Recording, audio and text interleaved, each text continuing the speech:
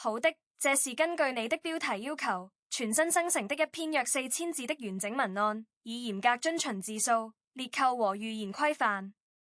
2015年的冬天，橫店的片場外積着薄雪，彼時船是新人演運的迪尼熱巴裹着厚厚的軍大衣，在克拉戀人的拍攝間隙，縮在監視器後面看回放。他那雙被後來無數鏡頭放大的眼睛裡，全帶着初出茅廬的忐忑與天真。高文這個角色賦予他的，不僅僅是中國版千頌伊的稱號，更是他職業生涯中第一次真正意義上的破圈。那一年，嘉行傳媒剛剛成立不過1-2年，楊冪帶着幾位核心創始人在資本和影視的浪潮裡試水，而迪尼熱巴是這艘新船上最年輕也最耀眼的水手。沒有人能預料到之後的10年，這家公司與他之間會戰繞出如此複雜難言的共生關係，既是金風玉露的相逢，也是彼此消耗的拉鋸，最終在輿論的顯微鏡下演變成一場關於藝人經紀模式的公開課。當我們站在2026年的夏天回溯那句被力捧過、被榨乾過，如今他一個人扛起所有，早已不是聳動的八卦標題，而是他3000多個日夜裡真實踩過的公談與荊棘。這份真相不在於某一份合同條款的洩露，也不在於某次深夜發文的吶喊，而在於一個頂級流量女星如何在一家公司的崛起與動盪中，完成從棋子到棋手的艱難蛻變，最終將所有的重量沉默地壓在自己的肩胛骨上。把時間的指鉗撥回2014年，那場簽約更像是一場雙向的豪賭。彼時的迪尼熱巴剛從上海戲劇學院畢業不久，憑借《阿娜爾汗》中的質樸表演在業內留下了一個名字，但遠未到人盡皆知的程度。而嘉行傳媒的前身不過是楊冪與2位經紀人合夥成立的工作室升級版，手中攢着古劍奇譚的餘溫，正野心勃勃地籌備着這殼上市的寄娃。簽約之初，嘉行給他的路徑規劃清晰得近乎殘酷，用最快的速度佔領古裝劇如都市劇的垂直領域，不惜代價換取曝光量。於是我們看到了古劍奇譚李小師妹扶渠的驚鴻一瞥，看到了班淑傳奇李異域風情的點綴，更看到了三生三世十里桃花李那個讓無數觀眾意難平的鳳九。那些年，嘉行對他的力捧幾乎是傾盡全司資源，楊冪親自帶他上綜藝走公壇，公司出品的劇集裡，他的番位水漲船高，衝客串到女二，再到離機傳烈火如歌李獨挑大梁的大女主。這種力捧之猛烈，像是把一顆原本需要緩慢生長的胡楊，硬生生移植到了流量灌溉的溫室裡。他要做的不是扎根，而是迅速開花，開給資本市場看，開給逐年遞增的對賭業績看。嘉行需要他成為第二個楊冪，甚至是一個更年輕、更無死角、更的配所有商業模型的完美產品。於是他的行程表開始以小時為單位切割，今天在沙漠裡吊威亞，明天就在時尚之都的秀場前排微笑，後天又要回到錄音棚裡為動畫電影配音。那幾年，迪尼熱巴臉上的嬰兒肥迅速消退，取而代之的是職業化的精緻妝容。他在採訪裡總是輕描淡寫地越習慣了，但眼下的稱赫卻騙不了那些真正關心他的粉絲。嘉行給他搭建的舞台確實夠大，大到讓他在25歲之前就集齊了5大刊封面，拿下了藍血品牌的全球代言，甚至登上了福布斯中國名人榜的前列。可這舞台的每一塊木板都釘着明確的價格標籤，他要做的就是用不間斷的作品和話題去償還公司在他身上預先投資的每一分成本。然而力捧的背面從來都刻着榨取2個印形的大字。從2017年開始，迪尼熱巴的工作強度達到了令人咋舌的峰值，他像一隻被上了佛跳的陀螺，在劇組、綜藝、商業活動之間高速旋轉，幾乎沒有喘息的空間。那一年，他接連拍攝了《秦時麗人明月心》、《漂亮的李慧珍》，同時旋要作為固定 MC 參與《奔跑吧》的全程錄製，期間還要穿插着數不清的雜誌拍攝和品牌站台。粉絲們心痛地統計過，他最長的一次連續工作時間超過了40個小時，只能在轉場途中的保姆車厘米上不到2小時。更令人窒息的是，嘉行引以為傲的以劇帶人模式，逐漸演變成了一種內循環式的消耗。公司製作的自製劇如《烈火如歌》《1001夜》，雖然都是絕對女主角，但劇本質量三差不齊，製作週期被嚴重壓縮，服化道時常被詬病廉價。這些劇集消耗着他因三生三世累積的路人緣，卻為嘉行的財務報表貢獻了可觀的版權收入和廣告植入。外界開始出現一種尖銳的聲音，越迪尼爾巴是嘉行的血包，越他剛着整個公司的營收壓力，用一部部評分及格線徘徊的作品，去餵飽資本那頭永遠填不滿的巨獸。他在《幸福觸手可及》李飾演的周放，看似是獨立設計師，可戲外他本人卻像一個被嚴格編程的 AI，連罰雜魔樣的自拍，在雜魔時間點與劇中角色互動，都要經過團隊的數據分析和預案審批。最典型的榨取莫過於2019年，他在金鷹獎拿下觀眾喜愛的女演運和最具人氣女演運雙杯時，本該是榮耀加薪的時刻，卻因為作品說服力不足而遭遇全網群嘲。那一波巨大的輿論反噬，公司方面的危機公關明顯滯後且乏力，更多的精力被用在了如何轉化黑熱度為商業價值上，而不是保護這個年近27歲的女孩。彼時的迪尼爾巴在後台的化妝間裏磨聲落淚的畫面被狗仔拍到，那個瞬間，他眼睛裏曾經靈動的光暗淡了許多，剩下的只是一個被推至風口浪尖，不得不獨自面對黐罵巨惡評的職業木偶。嘉行給他的是頂級流量的皇冠，但這頂皇冠的尖刺正實實在地扎進他的頭皮裏，每一次點頭微笑，每一次彎腰鞠躬，都在透支着他的表演熱情與生命能量。那些年他接到的外揮邀約並不少，但嘉行出於利益最大化的考量，往往會優先選擇自家承製的項目，因為這樣不僅能拿到他的片酬，船能賺取製作方的利潤。一魚兩吃的商業模式下，迪尼爾巴個人的藝術追求被壓縮到了最小單元，他像一塊珍貴的和田玉，被放在最顯眼的櫥窗裏日夜照射，卻沒有人問他是否願意被雕刻成眼前這幅喧囂的模樣。轉折的伏筆其實早在2020年就已埋下，那一年迪尼爾巴與嘉行的合約進入了關鍵的續約談判期，而外界對此一無所知。他開始表現出某種溫柔的叛逆，比如在採訪中委婉地表示想嘗試更多現實主義題材，比如對你是我的榮耀這樣非嘉行出品，但劇本紮實的都市愛情劇表現出了前所未有的配合熱情。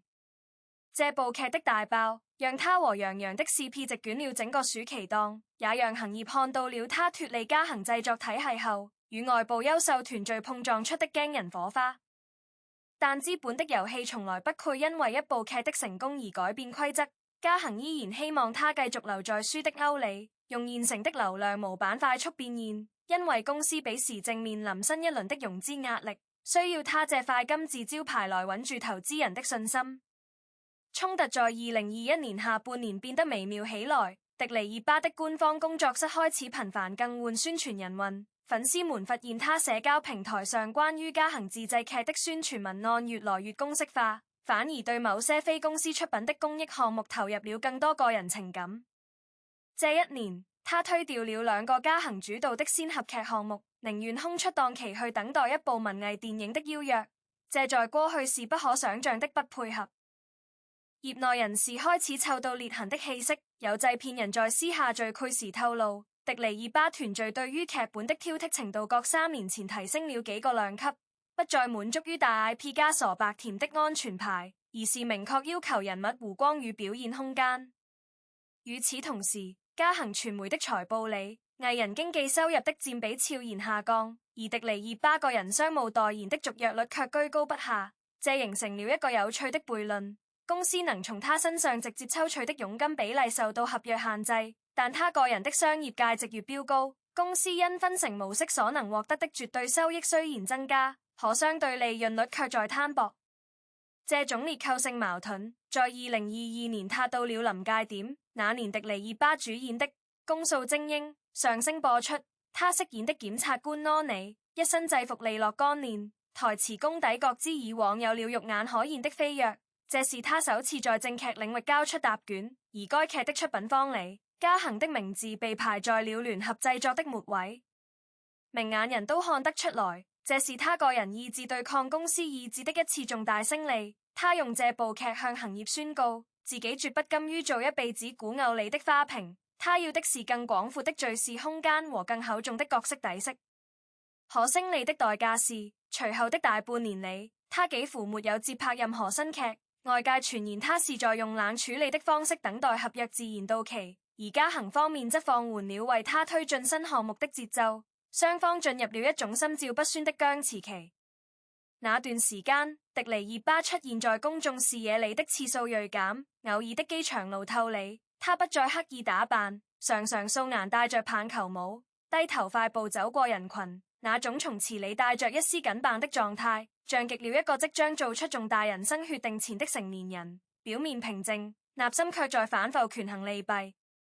進入2023年，隨着合約期限的步步逼近，各種捕風捉影的消息開始在互聯網上瘋狂蔓延。一概倪遂他將獨立運營個人工作室，一概人又喻他與某頂級經紀公司秘密接洽，船友喻他打算效仿前輩入股嘉恒成為股東。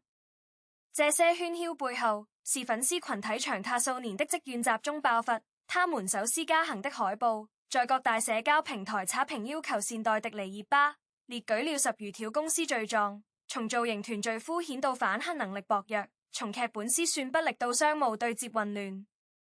這場浩浩蕩蕩的粉絲擁權運動，把迪尼熱巴和嘉恒的關係赤裸裸地攤開在了大眾面前，迫使雙方不得不正面回應。2023年年中，一份措辭極其謹慎的聯合聲明發布，確認迪尼熱巴與嘉恒傳媒的獨家經紀合約將不再續簽，但雙方會在影視項目投資、品牌商務等領域保持長期戰略合作。這紙聲明看似體面，實則宣告了10年共生關係的正式解綁。迪尼熱巴以近乎淨身出戶的姿態，帶走了自己的個人肖像權與表演合約，而把那些聯合投資的股權、尚未到期的商務分賬留給了嘉恒。從那一刻起，他真正意義上成了自己事業的第一責任人，沒有了大公司的護城河，也沒有了可以推諉的決策鏈條，所有的讚譽要自己扛，所有的失也要自己兜。獨立運營的第一年，他做的第一件事就是重組核心團隊，放棄了從前動輒10幾人的龍大經紀人小組，轉而組建了一個精悍的7人工作室，承運多是從業多年的資深策劃與執行經紀。他們不再追求數量上的雜氣，而是將精力集中在每年1到2部精品的深度打磨上。2024年，他官宣了與國內頂尖文藝片導演的合作，在一部改編自真實社區事件的法律題材電影中飾演一位為底層女性發聲的律師。為了這個角色，他推掉了3個高片酬的 S 級古裝項目，自費請表演老師駐組4個月，每天抱在法院旁聽庭審記錄。那種虔誠的態度，與10年前克拉戀人你那個用誇張表情博觀眾一笑的高文已然判若兩人。電影上映後，雖然票房不敵同期商業大片，但他在其中一段長達7分鐘的法庭獨白戲被影評人盛讚為脫胎換骨的表演。豆瓣短評裡最高讚的一條寫道：我終於看到了迪尼熱巴，而不是嘉恒的迪尼熱巴。這句話像一把鑰匙，打開了他被禁錮多年的表演封印，也讓外界重新審視那10年的得與失。商業代言方面，他不再迷信藍血頂車的數量堆砌，反而選擇了一個國納新銳設計師的女裝品牌作為深度合作方，參與到了服裝設計與物料創意的每個環節。這種從被代言到主理人的身份轉變，是他個人主體意識覺醒最鮮明的注腳。當然，獨立的陣痛從未缺席。2025年初，他個人工作室投資的第一部小成本懸疑劇，因為劇本後期改編失誤，口碑遭遇滑鐵盧，網播量遠不及預期，虧損近1000萬。這一次，沒有嘉恒的財務兜底，沒有公司的公關團隊幫他把輿論傷害降到最低，他必須自己面對投資方的質問和觀眾的差評，甚至在一次創投會上，他紅着眼眶向同行承認是我的判斷失誤。我太急於證明自己了，但正是這種坦然的認錯，反而為他贏來了業界更深的尊重。人們在他身上看到了一種久違的人味人，不再是那個被徵收圖包圍的完美女明星，而是一個潰失敗、潰懊惱，但潰立刻爬起來重新佈局的創業者。到了2026年的今天，他工作室的年報顯示，雖然總體營收不及嘉行時期最高峰的70%，但淨利潤率卻提升了近1倍，因為他砍掉了所有不必要的營銷泡沫和中間商抽成，每一分錢都花在了刀刃上，或是劇本開發，或是團隊培養，或是公益慈善的直接捐贈。如今的迪尼熱巴依然佢出現在熱搜榜單上，但話題早已從公淡嚴壓吃貨人設變成了角色塑造製片人身份和行業論壇發言。他開始擔任一些青年電影人扶持既蛙的導師，在公開論壇上毫不避諱地談論那10年的掙扎與妥協。他說：被力捧是被看見的第一步，我感恩；被榨乾是被使用的必然，我接受。而現在一個人扛起所有，是我選擇的自由。這句話後來被媒體提煉為熱巴定律，用來形容那些從偶像工業流水線上爭退出來，試圖掌握自身命運的女藝人。她依然佢與嘉行的老同事們保持聯絡，偶爾還在楊冪的生日派對上出現，兩人合影時笑得坦蕩。被狗仔拍到後，評論勾不再像從前那樣充斥着塑料姐妹情的取測，反而多了些相逢一笑泯恩仇的唏噓。畢竟那10年，不管是伯樂船是東家，不管是姚剪樹船是犧牲品，他們共同在資本與藝術的鋼絲上走過一趟。如今分道揚鑣，各有各的山高水長，倒也符合成年人世界裏最樸素的邏輯。沒有永恆的朋友或敵人，只有永恆的利益與成長。當我們以更冷靜的視覺審視迪尼熱巴嘉行10年這一命題時，佢發現這遠非一個簡單的剝削與被剝削的二元敘事，它更像是一面多棱鏡，折射出中國娛樂產業野蠻生長時代個體與平台之間那種糾纏不清的共生關係。嘉行給予他的是普通人需要奮鬥20年才能企及的起點如跳板，沒有那套工業化高密度的資源灌溉。他畫虎至今仍是新疆話劇團裡一名默默無聞的演員，而他對嘉行的回饋，則是一個藝人能給予經紀公司的最高禮遇，用青春與才華支撐起了整個公司估值體系中最核心的資產項。這10年裡，力捧是真的，因為彼此需要；榨乾也是真的，因為資本逐利。如今獨自扛起所有，更是真的，因為生命的河流終究要流向自己選擇的入海口。我們不必為他加上受害者的悲情濾鏡，也無需將嘉行妖魔化為吸血公庵。商業世界的殘酷與溫情，往往裹在同一件華美的袍子下面，上面爬滿了虱子，也繡滿了金線。真正值得欣慰的是，迪尼熱巴用10年的代價換來了清醒的自我認知。他明白流量是借來的光，作品才是自己生的火。而一個30歲的女演員，恰好站在了最能讀懂劇本，也最敢挑戰規則的黃金年齡。往後的路，他一個人走，或苦攰慢一些，佢顛簸一些，但每一步踩下去，都是實心的，都帶着足於自己的重量與溫度。站在2026年的節點回望，迪尼熱巴與嘉行的10年，留給我們的不該是茶餘飯後的暫聚與討伐，而是一堂關於職業選擇與個人成長的社區公開課。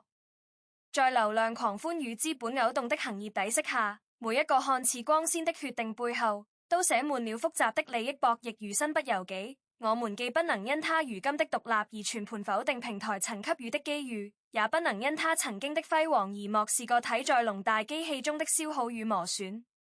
真相往往不在任何一方的單方面陳述裏，而藏在時間的節奏中。它需要我們用更成熟的心智去理解。理解商業契約的本質是交換，理解成長的代價往往是陣痛，理解一個人從被定義到自我定義的漫長跋涉有多麼不易。